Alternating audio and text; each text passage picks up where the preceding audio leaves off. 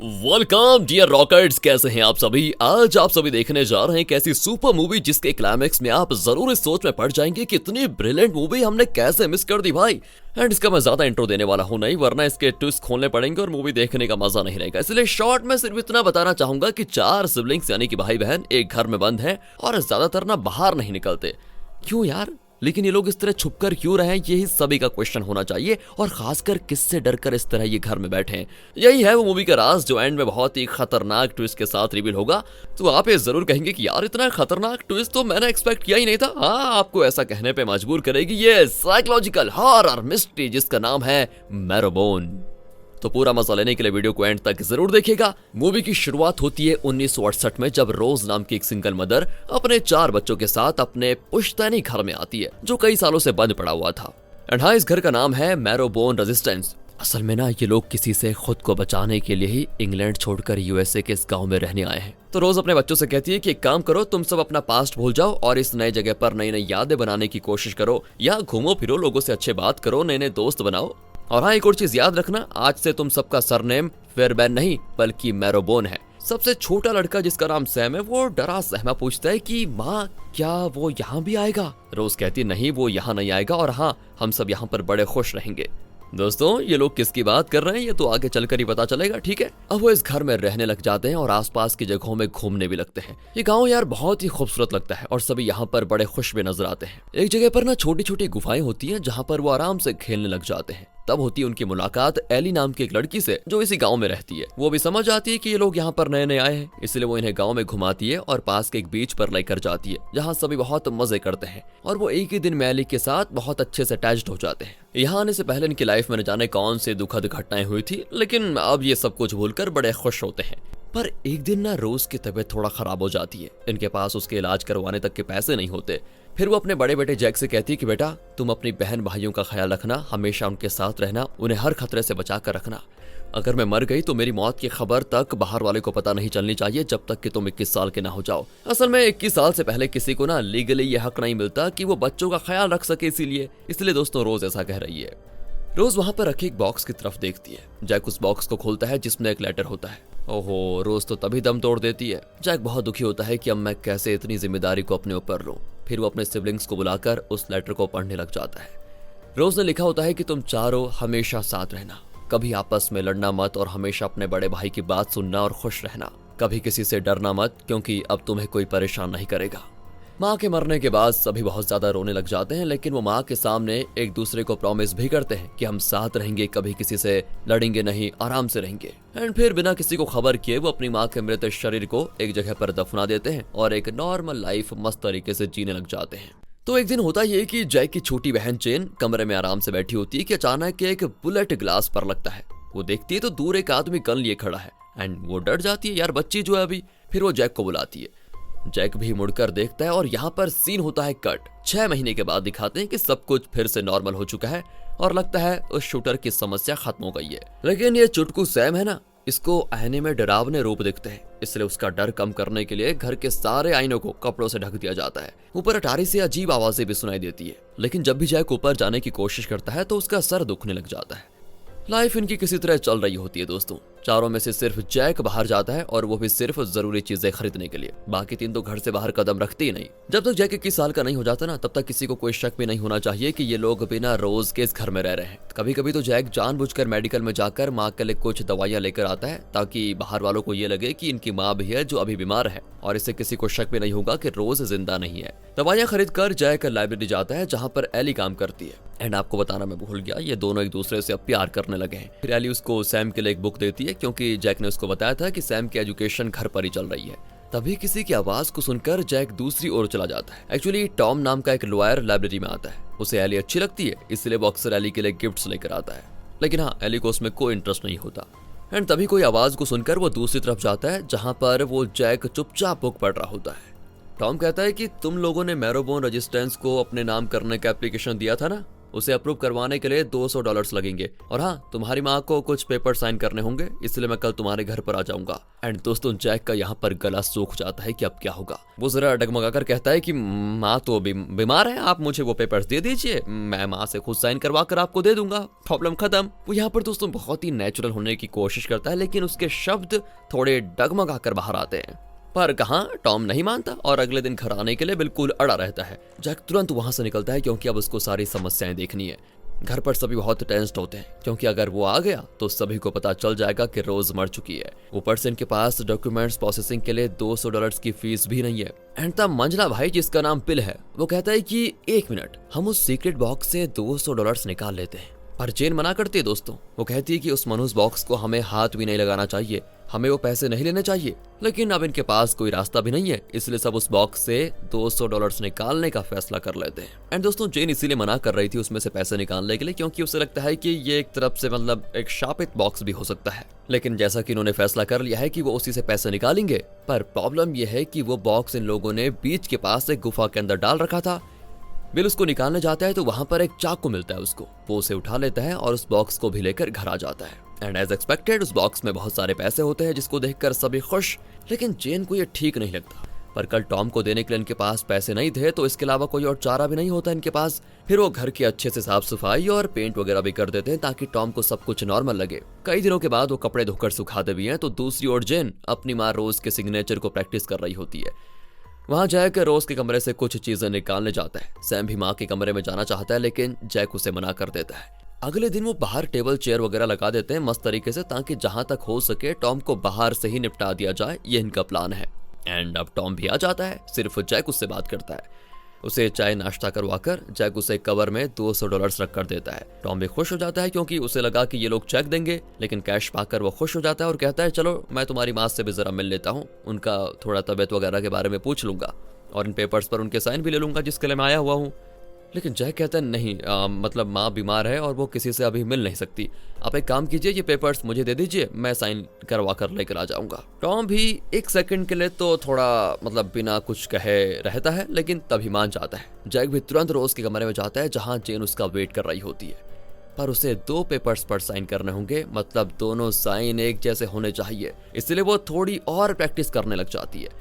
लेकिन क्या करें, बारिश भी बाहर हो जाती है और टॉम घर के अंदर आ जाता है। घर एकदम शांत होता है। सारे आईने कपड़ों से ढके होते हैं, जिसको देखकर उसको अजीब भी लगता है कि यार आईनों को क्यों ढका हुआ है। एंड अब वो रोज के कमरे की ओर आने लग जाता है तो उसकी आहट को सुनकर जैक ऐसी एक्टिंग करता है जैसे कि वो रोज से बात कर रहा हो। फिर मतलब क्या कहूँ इस सीन के लिए तो आपको, वो जल्दी से जेन से साइन लेकर टॉम के पास आ जाता है और कहता है आवाज मत कीजिए, माँ खराब मूड में अभी, प्लीज, वो चिल्ला जाएंगी। एंड टॉम भी इस बात को ज्यादा सीरियसली नहीं लेता और पेपर्स को ले लेता है। फिर वो कहता है कि मैंने सुना है कि तुम लोगों का पिता बहुत ही बुरा आदमी है, क्या ये सच बात है? खैर तुम लोग अपना ख्याल रखना। ये कहकर दोस्तों वो चला जाता है। हो बाल बाल बच गया आज तो ये लोग। और इसी खुशी को सेलिब्रेट करने के लिए चारों कोई पायरेट गेम खेलते हुए खाना खाते हैं। लेकिन तभी बिल उस बोर्ड गेम के डाइस को कमरे की ओर फेंक देता है। एंड चुटकू सैम डाइस उठा रहा होता है, तभी सीढ़ी पर एक और डाइस पड़ा होता है। अब जैसे सैम उसको उठाने जाता है ना, तो पीछे आईने पर ढका हुआ कपड़ा अपने आप गिर जाता है। सैम बेचारा पहले से डरा हुआ था और अब वो भूत भूत करके चिल्ला रहा होता है। तभी जैक वहां पर आता है और कहता है कि सभी फोर्ट के अंदर चले जाओ। असल में ये फोर्ट सैम के खेलने का टेंट होता है दोस्तों, जिसमें सभी छुप जाते हैं। जैक अकेला लैडर की मदद से उस बड़े आईने को कपड़े से कवर करने जाता है तो सीलिंग टूटी होती है और एक होल बन चुका था। जैक उस होल से देखता है तो ऐसा लगता है कि वहां कोई रूप खिसक रहा है। हाँ दोस्तों, रूप। एंड उसे देखते पता नहीं जैक का सर दर्द क्यों शुरू हो जाता है, वो नीचे ही गिरता है। फिर जब उसको कुछ देर के बाद होश आता है तो वो टेंट के अंदर होता है। जेन कहती है कि वो भूत अपने पैसे लेने के लिए आया है, हमें उन पैसों को हाथ नहीं लगाना चाहिए था, मैंने पहले ही कहा था। अब दोस्तों ये किस भूत की बात कर रहे हैं, आराम से सुनिए बस, आप आगे पता चल जाएगा। अगले दिन बिल क्या करता है देखिए, उन पैसे वाले बॉक्स को चिमनी के अंदर डाल देता है जो सीधे अटारी में जाकर गिरता है। दूसरी ओर टॉम तो एली के पीछे पड़ जाता है कि मैं तुम्हें लाइब्रेरी ड्रॉप कर दूंगा। हालांकि एली उसके साथ बिल्कुल नहीं जाना चाहती, पर वो परेशान करने लगता है तो एली चिढ़ जाती है। रास्ते भर वो जैक के परिवार और उनकी अजीब लाइफस्टाइल के बारे में ही बात करने लगता है कि वो एकदम अलग क्यों रहते हैं, ना किसी से ठीक से बात करते हैं, ना किसी से मिलते हैं, पता नहीं कैसी फैमिली है। घर के अंदर भी चारों बंद पड़े रहते हैं, पता नहीं क्या है। और मैंने सुना है कि उनका बाप एक कातिल है। पर एली कहती है देखो ये उनकी अपनी लाइफ है, उनकी अपनी मर्जी, वो कैसे रहे इसमें तुम्हें बोलने का कोई हक नहीं है। तो शाम को दिखाते हैं कि क्या होता है। जैक सैम को गोद में बिठाकर खिड़की पर बैठा एक टॉर्च के जरिए बहुत दूर खड़ी एली से कम्युनिकेट कर रहा होता है। एली अपने घर में होती है और ये दोनों इस तरह मोर्स कोड के जरिए कम्युनिकेट करते हैं। एली भी उसका मैसेज कॉपी कर लेती है जिसमें उसने कहा होता है कि कल बीच के पास मिलेंगे। फिर क्या था, अगले दिन दोनों बीच के पास बैठकर आराम से बात कर रहे होते हैं। एली जैक के पिता के बारे में पूछती है तो वो कहता है कि उस आदमी की बात ही मत करो तुम, हमें बहुत टॉर्चर किया है उसने। एंड फिर ये सुनकर एली को उसके लिए ना थोड़ा बुरा भी लगता है और पूछती है क्या वो अब भी इंग्लैंड में रहते हैं। जैक कहता है नहीं, उनकी मौत हो चुकी है और अब हमारा परिवार मतलब पहले से काफी खुश है। लेकिन कुछ दूर से टॉम इन दोनों को साथ देखकर थोड़ा जल रहा होता है, थोड़ा क्या बहुत जलकर राख हो जाता है वो। एंड जब जैक घर आता है ना तो बिल बहुत गुस्से में होता है कि हम सबको इस घर में जेल की तरह बंद कर तुम बाहर अकेले उस लड़की के साथ मजे कर रहे हो। तुम्हें तो सिर्फ जरूरी चीजें लेने के लिए बाहर जाना होता है ना, तो फिर ये क्यों। एंड अब जैक का भी दिमाग फिर जाता है, वो सोचता है कि यार इनके लिए इतना कर रहा हूँ, इतनी जिम्मेदारी है, थोड़ा अपना स्ट्रेस के लिए भी गर्लफ्रेंड से नहीं मिल सकता क्या। एंड वो बिल को ही डांट कर एक कमरे में खुद को बंद कर लेता है। उसी शाम को जैक नहा होता है तो सैम चुपके से रोज के कमरे की चाबी निकाल लेता है और उसके कमरे में चला जाता है। असल में ना सैम अपनी माँ के कमरे में जाने के लिए बहुत तरस रहा था काफी समय से, लेकिन जैक उसको कमरे में जाने देता नहीं था। पर आज उसके पास मौका है। अब मौका पाकर वो कमरे में तो चला जाता है। वहाँ इनकी फैमिली फोटो भी होती है और माँ की चीजों को देखकर बेचारा अपनी माँ को बहुत मिस करता है। होता है यार। फिर वो एक बेंच पर चढ़कर खिड़की से बाहर झांकने की कोशिश करता है, लेकिन उसकी किस्मत खराब थी, वो फिसल कर नीचे गिर जाता है, जिस वजह से वहाँ के आईने का जो कपड़ा है वो नीचे गिर जाता है। सैम भी जल्दी से घबराकर उस कपड़े को लपेटकर धीरे से आईने में देखता है तो उसके छोटे से रूप के बजाय एक बड़े लड़के का रूप दिखता है ना दोस्तों, इंटरेस्टिंग। सैम तुरंत चिल्लाता है और यहाँ पर होता है सीन कट। अगले सीन में सभी बहुत ही टेंस्ड दिखते हैं। जेन कहती है कि सैम माँ के कमरे में गया था और वहाँ आईने का कपड़ा अपने आप सरक कर गिर गया। मुझे लगता है कि अटारी में वही भूत है जिसकी आवाजें हमको सुनाई देती है। एंड इनकी बातों से पता चलता है दोस्तों कि ये लोग अपने पिता की बात कर रहे हैं, यानी इन सब का कत्ल करने के लिए इनका पिता इंग्लैंड से यहाँ पर आया था। एंड इन सब ने मिलकर उसे अटारी में एकदम सील कर दिया था। इन्हें लगा कि वो मर गया है और उसी की आत्मा यहाँ पर भटक रही है, इनको ऐसा लगता है। जेन कहती है कि हमें उसकी बॉडी को दफना देना चाहिए, तब उसकी आत्मा यहाँ नहीं भटकेगी। पर जैक कहता है 1 मिनट, हम में से कोई भी अटारी के पास नहीं जाएगा, याद रखना। तो दूसरी ओर दिखाते हैं टॉम को न्यूयॉर्क में एक बहुत बड़े लॉ फर्म में नौकरी मिली है। वो चाहता है कि एली उससे शादी करे और दोनों आराम से न्यूयॉर्क में एक अच्छी लाइफ की शुरुआत करें। लेकिन एली कहाँ, वो इसे पसंद भी नहीं करती और तुरंत इनकार कर देती है।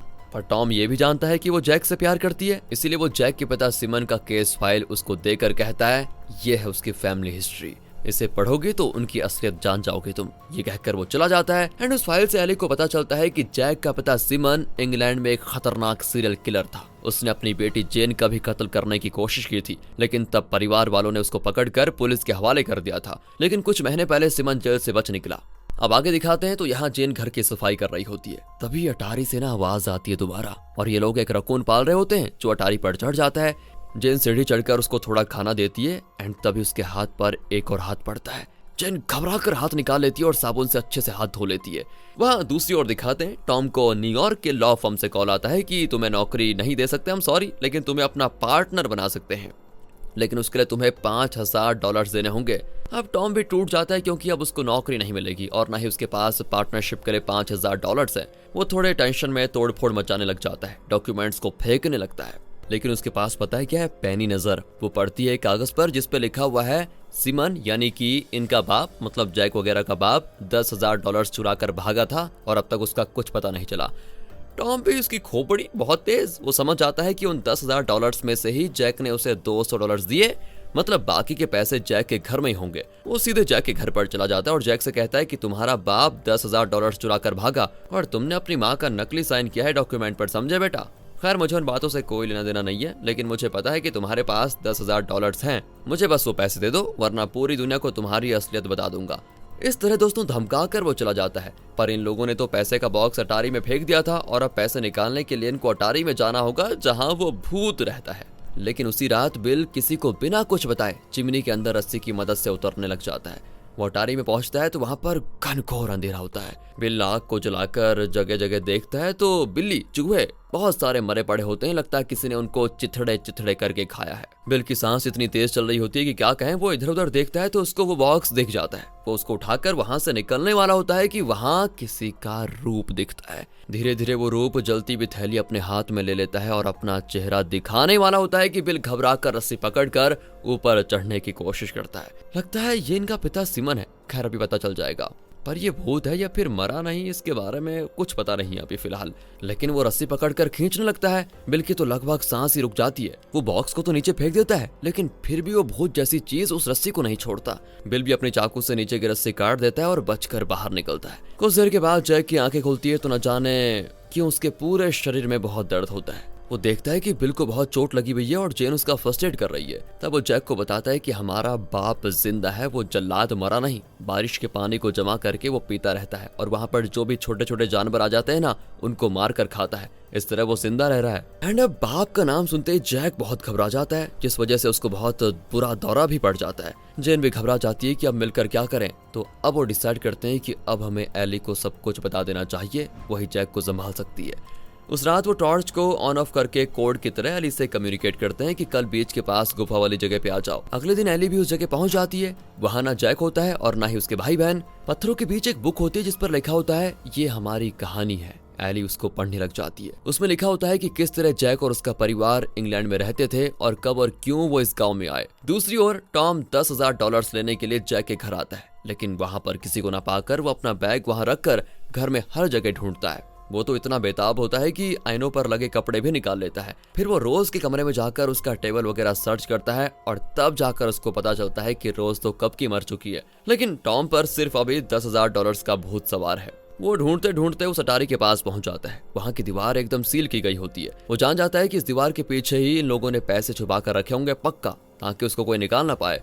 वो भी हथौड़ा लेकर उस दीवार को तोड़ने के लिए तैयार हो जाता है, पर वो नहीं जानता कि सीरियल किलर सिमन अटारी में है। यहाँ एली उस बुक में एक पेज पर पहुंच जाती है जहाँ कहानी फ्लैशबैक में जाती है, और ये उस दिन का फ्लैशबैक है जब जेन अपने कमरे में बैठी थी और उसे बुलेट की आवाज आई थी और उसने देखा कि दूर एक आदमी गन लिए खड़ा है। और यहाँ पर दोस्तों वैसे सीन कट हो गया था, तो एक्चुअली वो आदमी कोई और नहीं, इनका पिता सिमन था। तब जेन ने डर के मारे जैक को बुलाया और तब जैक ने इन तीनों को अटारी में सेफ रहने को कहा और खुद अकेला पैसों का वो बॉक्स लेकर बाहर आया। उसने सिमन से कहा कि तुम अपने पैसे लेकर चले जाओ, हमें छोड़ दो। तब सिमन ने अपनी गन पेड़ पर रखकर जैक को जंगल के अंदर आने के लिए कहा था। जैक भी उसके पीछे पीछे जाता है और वो बीच के पास गुफाओं वाली उस जगह पे पहुंच जाते हैं। जैक कहता है कि अपने पैसे ले लो और चलते जाओ यहाँ से, प्लीज हमें यहाँ चैन से जीने दो। लेकिन सिमन ने उसे जान से मारने की कोशिश की थी दोस्तों। असल में ये एक साइको है जो अपने परिवार के हर सदस्य को मार डालना चाहता था।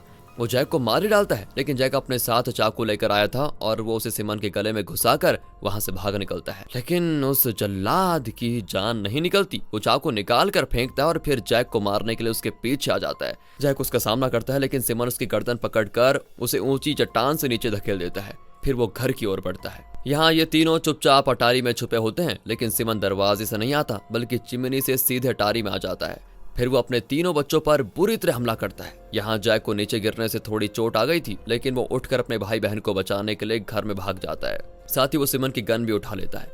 कट करके यहाँ से प्रेजेंट में दिखाते हैं कि टॉम अब उस दीवार को हथौड़े से तोड़कर अंदर जा चुका है और यहाँ पर एक खतरनाक ट्विस्ट होता है रिवील। अटारी के अंदर जैक के भाई बिल और सैम और उनकी बहन जेन, तीनों की सड़ी हुई लाशें पड़ी होती है। सड़ी हुई लाशें दोस्तों तीनों की। शॉक, हम भी और आप भी। टॉम भी शॉक में खड़ा हो जाता है। वापस फ्लैशबैक में दिखाते हैं कि जैक को पता चल गया था उस दिन कि सिमन ने उन तीनों को मार डाला था। उस दिन मतलब जब जैक को उसने नीचे धकेल दिया था और खुद घर में आ गया वो बच्चों को मारने के लिए। समझ गया आप? तो जैक को भी पता चल गया कि उसके भाई बहन मर गए, तो जैक अटारी को हमेशा के लिए कंक्रीट से सील कर देता है। वो अपने भाई बहन के बिना जीना नहीं चाहता और खुद को शूट करने जाता है कि अचानक टेंट के अंदर से कोई आवाज आती है। जैक अंदर आकर देखता है तो जेन, बिल और सैम गहरी नींद में सोए होते हैं।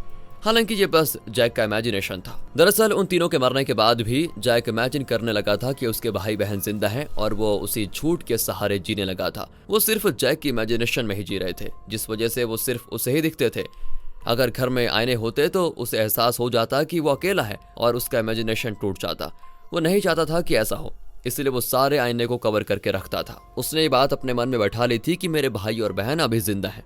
वक्त के गुजरते उसकी मानसिक स्थिति इस तरह बदल जाती है कि उसमें मल्टीपल पर्सनैलिटी डिसऑर्डर पनपने लग जाते हैं। यानी वो कभी खुद को बिल समझता है तो कभी खुद को सैम और कभी जेन। इसीलिए जब एक सीन में आपको याद होगा, सैम रोज के कमरे में गया और चादर ओढ़कर उसने अपना रूप आईने में देखा तो उसको एक बड़े लड़के का रूप देखा।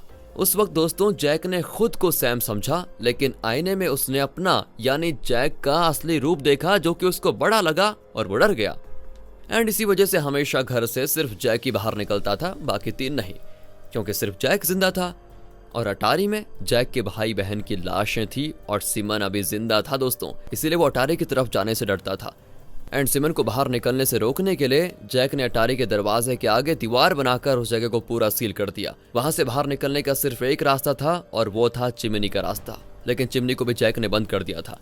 दूसरी ओर बुक को पढ़कर यहाँ एली, अरे आपको पता है ना बुक पढ़ रही है वो, एली सारी सच्चाई जान जाती है। वो तुरंत जैक के घर पर जाती है जहाँ वो अकेला अपने दोनों भाइयों और बहन की तरह बातें कर रहा होता है। उसकी हालत को देखकर एली को बहुत बुरा लगता है। तभी वो कोई आवाज को सुनती है और देखती है कि टॉम का बैग वहां पर रखा हुआ है। एली उसे ढूंढते हुए अटारी की ओर जाती है तो देखती है अटारी की दीवार टूटी हुई है। एली अंदर जाती है तो जेन, बिल और सैम की लाशें पड़ी होती हैं और टॉम मौत से लड़ रहा होता है। एली पूछती है तुम यहाँ पर क्या कर रहे हो और कैसे आए यहाँ पर? लेकिन तब उस कमरे का दरवाजा बंद होता है और सिमन नजर आता है वहां पर। वो एली पर हमला करके उसकी ओर आने लग जाता है। एली चिल्लाती है कि जैक मेरी मदद करो प्लीज, लेकिन जैक तो अटारी में जाने से डरता है, इसलिए वो टेंट में ही बैठा होता है। पर बिल साहसी लड़का है और वो अटारी के अंदर आ जाता है, यानी कि अभी जैक बिल बना हुआ है। एली भी ये जानती है तो अब वो चिल्लाती है कि बिल प्लीज मेरी मदद करो। अब जैक खुद को बिल मान लेता है क्योंकि उसे मल्टीपल पर्सनैलिटी डिसऑर्डर है। अब उसमें बिल की हिम्मत आ जाती है और वो अटारी की ओर बढ़ जाता है। सिमन भी एली का गला दबा रहा होता है कि ऐन वक्त पर जैक वहां पर आ जाता है और सिमन को शूट करके मार डालता है।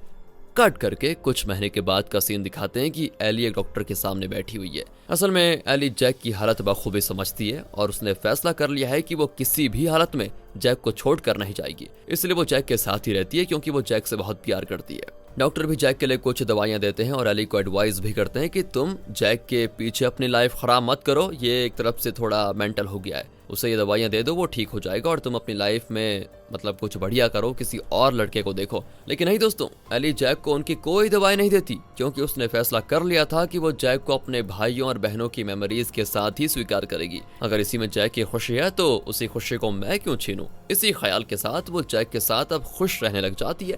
खैर अंत में दिखाते हैं कि जैक और एली घर में आराम से बैठकर जैक की फैमिली फोटो को देख रहे होते हैं और बाहर थोड़ी दूर पर जैक के दोनों भाई और उसकी बहन मिलकर आराम से खेल रहे होते हैं। और इसी दृश्य के साथ ये मूवी यहाँ पर होती है खत्म। तो हमें उम्मीद क्या, मतलब श्योरिटी है कि आपने ये मूवी बहुत पसंद की होगी। कमेंट से बताइएगा आपको कैसा लगा। मिलते हैं अगली वीडियो में, ध्यान रखेगा अपना and finally thanks for watching.